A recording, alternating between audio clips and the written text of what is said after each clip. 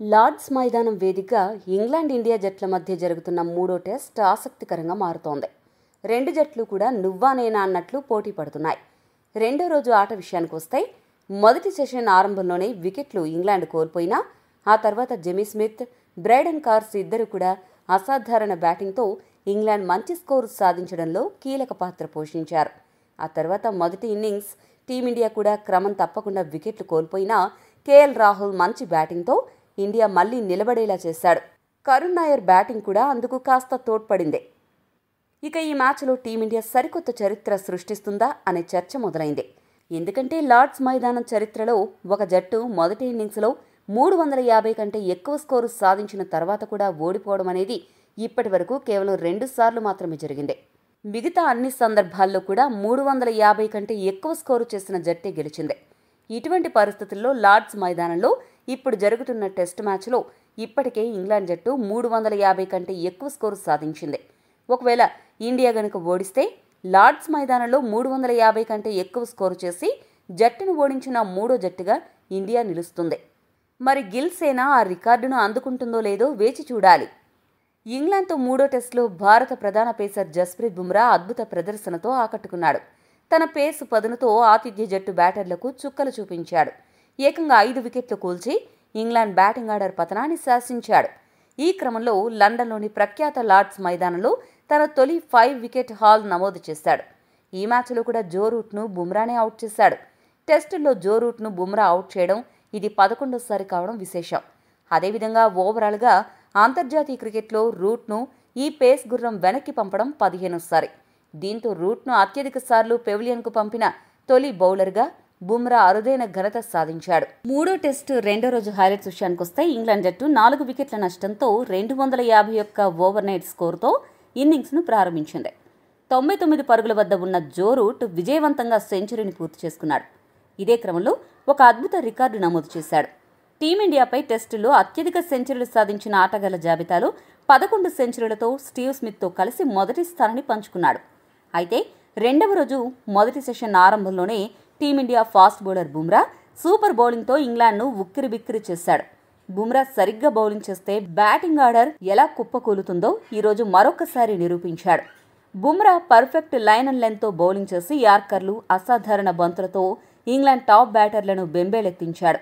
బుమ్రా దెబ్బకు 104 పరుగుల వద్ద జో రూట్, 44 పరుగుల వద్ద బెన్ స్టోక్స్ క్లీన్ బౌల్డ్ అయ్యాడు. ఆ తర్వాత క్రీజులోకి వచ్చిన క్రిస్ వోక్స్ను కూడా బుమ్రా గోల్డెన్ డకౌట్ చేశాడు. దీంతో మొదటి సెషన్లో బుమ్రా టాప్ క్లాస్ బౌలింగ్తో 3 వికెట్లు పడగొట్టాడు. దీంతో ఇంగ్లాండ్ జట్టు 300 లోపే ఆలౌట్ అవుతుందా అనిపించింది. అయితే ఆ తర్వాత నుండి టీమిండియా కాస్త కష్టాలు మొదలయ్యాయి. బుమ్రా మినహా మిగతా బౌలర్స్ ఎవరూ కూడా మొదటి సెషన్లో వికెట్లు దక్కించుకోలేకపోయారు.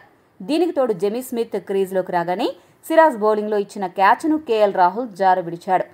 దాంతోపాటు మరికొన్ని మిస్ ఫీల్డింగ్స్ కూడా టీమిండియా ఫీల్డర్స్ చేశారు. ఆ అవకాశాలను సద్వినియోగం చేసుకున్న జెమీ స్మిత్, బ్రైడెన్ కార్స్ అద్భుతంగా ఆడుతూ స్కోరు వేగాన్ని పెంచారు. ముఖ్యంగా జెమీ స్మిత్ వన్డే తరహాలో బ్యాటింగ్ చేస్తూ స్కోరు వేగాన్ని పెంచడం మొదలుపెట్టాడు. దీంతో చూస్తుండగానే ఇంగ్లాండ్ స్కోరు 300 దాటింది. జెమీ స్మిత్ కూడా అర్ధ సెంచరీ పూర్తి చేసుకున్నాడు. అయితే రెండవ సెషన్ ప్రారంభమయ్యాక టీమిండియా బౌలర్లు ఒక్కసారిగా విశ్వరూపం చూపించారు. అత్యంత ప్రమాదకరంగా ఆడుతున్న జెమీ స్మిత్ 51 పరుగుల వద్ద సిరాజ్ బౌలింగ్లో అవుట్ అయ్యాడు. జెమీ స్మిత్ అవుట్ అయ్యాక బ్రైడెన్ కార్స్ ఒక్కసారిగా గేరు మార్చి హిట్టింగ్ చేయడం మొదలెట్టాడు. అర్ధ సెంచరీ పూర్తి చేసుకున్నాడు. మంచి టచ్లో కనబడుతూ గిల్ సేనను కాస్త హడలెత్తించాడు. అయితే కార్స్ను కూడా 56 పరుగుల వద్ద సిరాజ్ క్లీన్ బౌల్ చేశాడు. అలా సిరాజ్ ఇద్దరు కీలక బ్యాటర్లను రెండవ సెషన్లో అవుట్ చేసి తన బౌలింగ్ కెపాసిటీ నిరూపించుకున్నాడు. ఇక్కడ ఒక ఆసక్తికర విషయం ఏంటంటే ఈరోజు మ్యాచ్లో సిరాజ్ బౌలింగ్లోనే ఎక్కువ క్యాచ్ డ్రాపులు జరిగాయి. దానివల్ల సిరాజ్ ఎక్కువ వికెట్లను దక్కించుకోలేకపోయాడు. ఇక జోఫ్రా ఆర్చర్ను బుమ్రా 4 పరుగుల వద్ద అవుట్ చేసి టెస్ట్ మ్యాచ్ మొదటి ఇన్నింగ్స్లో 5 వికెట్లను దక్కించుకున్నాడు. ఇదే క్రమంలో కొన్ని సూపర్ రికార్డ్స్ను కూడా దక్కించుకున్నాడు. టెస్టుల్లో విదేశాలలో అత్యధిక సార్లు 5 లేదా అంతకంటే ఎక్కువ వికెట్లు పడగొట్టిన టీమిండియా ఫాస్ట్ బౌలర్స్లో 13 సార్లతో బుమ్రా కపిల్ దేవ్ను అధిగమించి మొదటి స్థానాన్ని కైవసం చేసుకున్నాడు. అంతేకాకుండా సేన కంట్రీస్లో 5 లేదా అంతకంటే ఎక్కువ వికెట్లు పడగొట్టిన ఆసియా బౌలర్లలో 11 సార్లతో వసీం అక్రమ్తో కలిసి బుమ్రా మొదటి స్థానాన్ని పంచుకున్నాడు. దీనికి తోడు బుమ్రా టెస్టులో అరంగేట్రం చేసినప్పటి నుండి తాను పడగొట్టిన వికెట్స్లో 47% ఎల్బీడబ్ల్యూ రూపంలోనే లభించాయి. క్రికెట్ చరిత్రలోనే ఇంత ఎక్కువ శాతం వికెట్లు ఎల్బీడబ్ల్యూ రూపంలో పడగొట్టిన ఏకైక బౌలర్గా బుమ్రా చరిత్ర సృష్టించాడు. ఈ మ్యాచ్లో ఇంగ్లాండ్ జట్టు 387 పరుగులు చేసి ఆలౌట్ అయింది. బుమ్రా 5 వికెట్లు పడగొట్టగా సిరాజ్, నితీష్ రెడ్డి చెరొక 2 వికెట్లు దక్కించుకున్నారు. జడేజా 1 వికెట్ పడగొట్టాడు.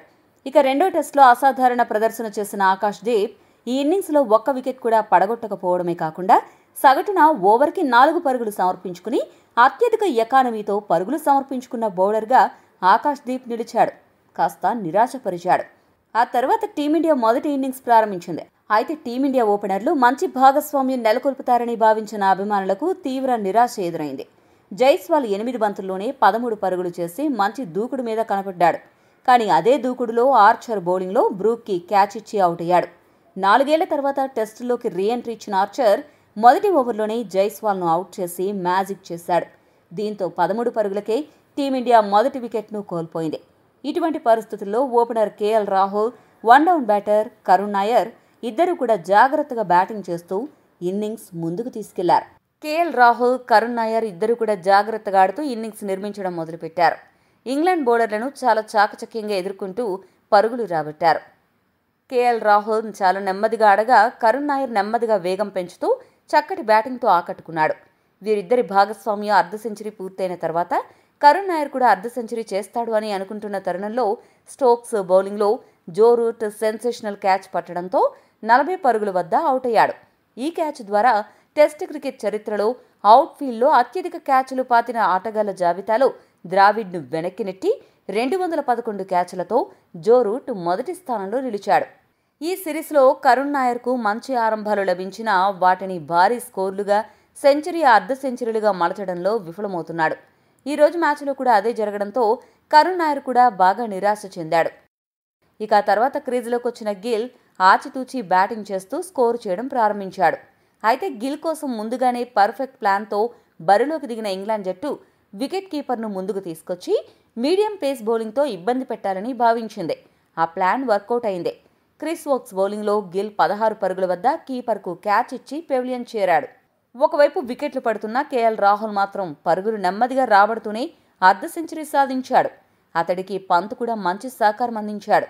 రెండవ రోజు ఆట ముగిసే సమయానికి ఇండియా జట్టు 3 వికెట్లు నష్టపోయి 145 పరుగులు చేసింది. రాహుల్ 53 పరుగులతో, రిషబ్ పంత్ 19 పరుగులతో క్రీజులో ఉన్నారు.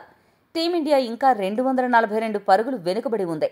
రాహుల్, పంత్ ఈ ఇద్దరు బ్యాటర్లు మూడవ రోజు కనీసం సెంచరీ భాగస్వామ్యాన్ని నెలకొల్పాలి. అప్పుడు మాత్రమే మిగతా బ్యాటర్స్పై ఒత్తిడి తగ్గుతుంది. టీమిండియా ఆధిక్యం సంపాదించే అవకాశం ఉంటుంది. ఒకవేళ వీరు గనక త్వరగా అవుట్ అయిపోతే మిగతా బ్యాటర్లు ఇంత పెద్ద లక్ష్యాన్ని ఛేదించడం అనేది కష్టమవుతుంది. మరి మూడో రోజు ఏం జరుగుతుందో వేచి చూడాలి. ఈ వీడియో మీకు నచ్చితే లైక్, షేర్, కామెంట్ చేయండి. మరిన్ని స్పోర్ట్స్ అప్డేట్స్ కోసం మా ఛానల్ను సబ్స్క్రైబ్ చేసుకోండి.